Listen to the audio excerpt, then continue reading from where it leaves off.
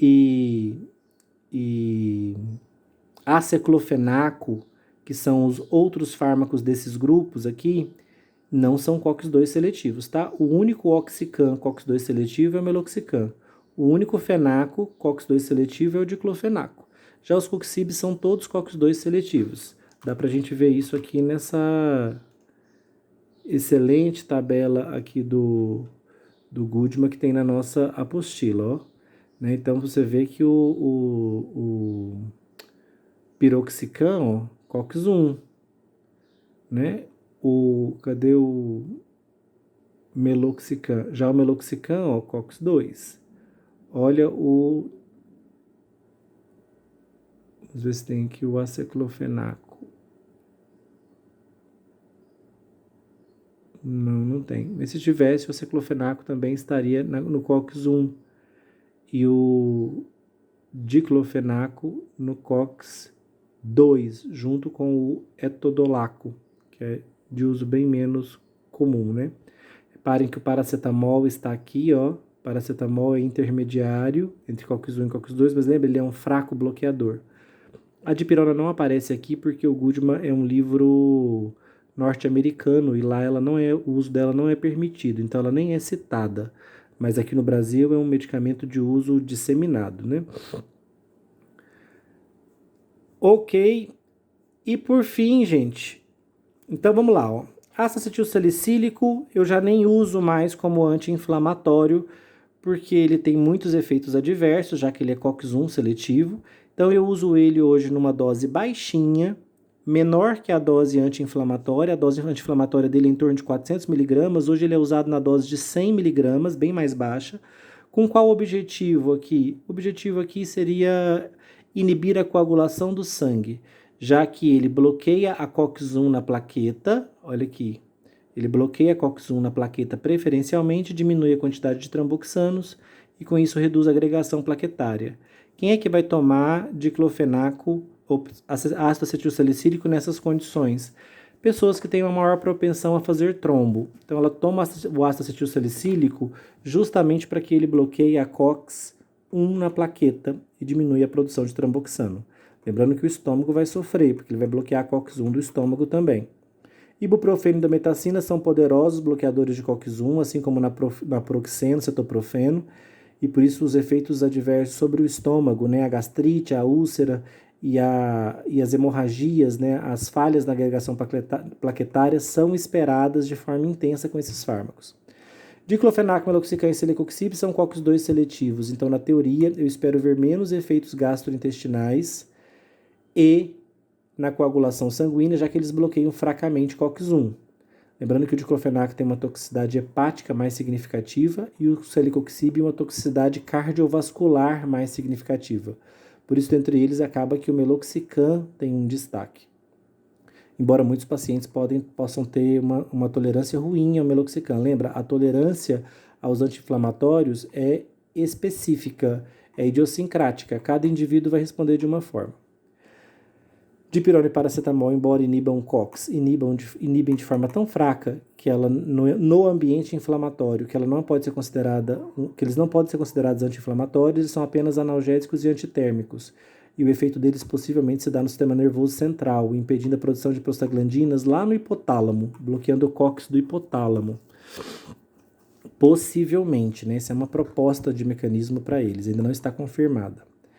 E por fim, gente, a nimesulida, que é alvo de um trabalho aí que vocês devem fazer na apostila.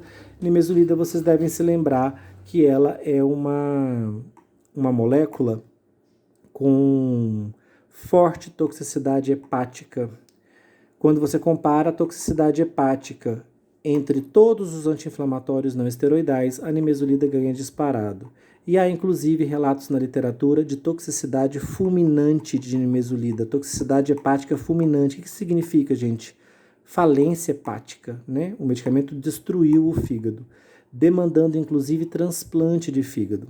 Por conta disso, gente, a grande maioria dos países de primeiro mundo sequer tem nimesulida aprovada em seus mercados.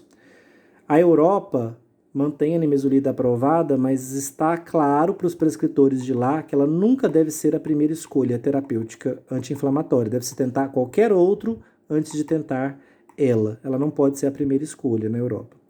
No Brasil, gente, é talvez um dos nossos anti-inflamatórios mais usados, porque ela é barata, muito barata, e as pessoas usam de forma disseminada e muito perigosa, porque como compram no mercado como venda livre, sem precisar de receita, as pessoas entendem que ela é inofensiva e muitas vezes tomam ela em superdosagem, tomam uma dose, não vê efeito, toma outra, e quando fazem isso, elas estão intoxicando gravemente seu fígado e correndo graves riscos de toxicidade hepática significativa.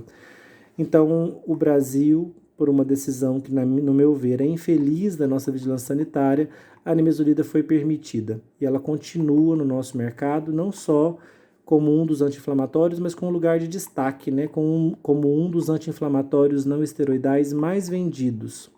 Por isso, eu recomendo que vocês cortem o uso da nimesulida, pois eu estou ao lado do parecer da Food and Drug Administration, né, que é a Anvisa dos Estados Unidos, que pensa o seguinte: se eu tenho opções anti-inflamatórias de mesma potência que a nimesulida, inclusive tenho opções de mesma potência e também seletivas para COX-2, menos tóxicas que a nimesulida, por que nimesulida?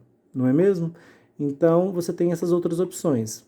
O diclofenaco, acabei de dizer que ele tem toxicidade hepática, mas muito inferior à da nimesulida. Celecoxib e os outros coxibs, né, como o etoricoxib, também tem toxicidade hepática, toxicidade cardiovascular. Por isso que eles também são medicamentos que devem ser usados com uma grande ressalva, especialmente em indivíduos que já tiveram eventos cardiovasculares.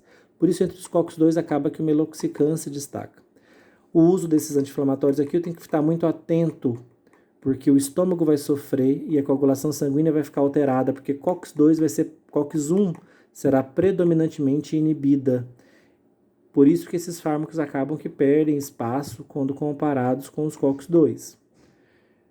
Muito cuidado para não achar que COX-2 não provoca nenhum mal para o estômago. Eles também bloqueiam COX-1, gente. É só uma preferência por COX-2. Então você pode ver pessoas tomando diclofenaco, meloxicam, especialmente em doses altas, e se queixando de fortes queimações. Porque embora eles tenham preferência por COX-2, eles também bloqueiam COX-1. Numa relação também dose dependente. Quanto maior essas doses aqui, maiores as chances deles bloquearem também a COX-1 de forma significativa. Esses aqui são só os principais anti-inflamatórios, né? Nós temos vários no mercado.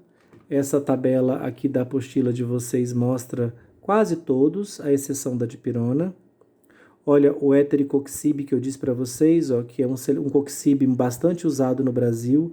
Ele tem um perfil de intensa inibição seletiva de COX-2, né? Então é um dos mais seletivos para COX-2, mas cuidado, quanto mais seletivo para COX-2, maior o risco cardiovascular.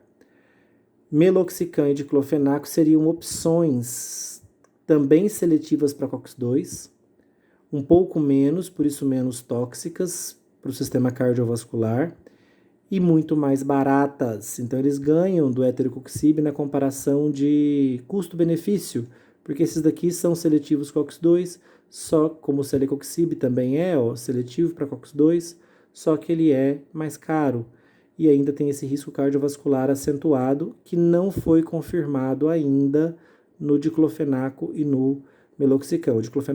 Para o diclofenaco existe apenas uma ressalva de toxicidade hepática moderada.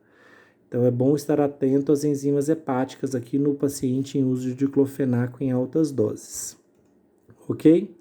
Esses são os anti-inflamatórios não esteroidais, todos bloqueadores de ciclooxigenase 2, a inflamatória, bloqueando o processo inflamatório, porque para a produção de prostaglandina e prostaciclina, então são anti-inflamatórios, analgésicos e antitérmicos. Só que também provocam efeitos adversos, porque todos eles bloqueiam em algum nível COX-1. Uns são maiores bloqueadores de COX-1, outros são preferencialmente bloqueadores de COX-2, mas de fato todos bloqueiam COX-1. Quem será meu anti-inflamatório perfeito, né, no futuro? Um fármaco anti-inflamatório específico para COX-2, que só se ligue na COX-2 anti-inflamatória. inflamatória, né? Só se ligue na COX-2 e promova efeito anti-inflamatório, porque daí ele inibe ela, mas não se ligue de jeito nenhum na COX-1, porque aí eu não vou ter efeito adverso por conta do bloqueio da COX constitutiva. Esse anti-inflamatório, gente, não existe. Eu ainda não tenho um anti-inflamatório que seja COX-2 seletivo, exclusivo, que não tenha ligação à COX-1 e que por isso só tem efeitos anti-inflamatórios sem ter reações adversas medicamentosas no estômago e na coagulação sanguínea, tá? Esse anti-inflamatório ainda está sendo buscado, né, pesquisado. Ok? Essa é a nossa aula de anti-inflamatórios. Lembrando que os anti-inflamatórios não esteroidais, o objetivo deles é parar a COX-2. Todos têm a mesma mecanística, né? Cessam a atividade de COX-2, prostaglandina e prostaciclina deixam de ser produzidas juntos com tromboxanos, a vasodilatação se reverte, a sensibilidade à dor diminui e a febre diminui. Por isso, os efeitos farmacológicos deles são anti-inflamatório, analgésico e antitérmico por bloqueio de COX-2.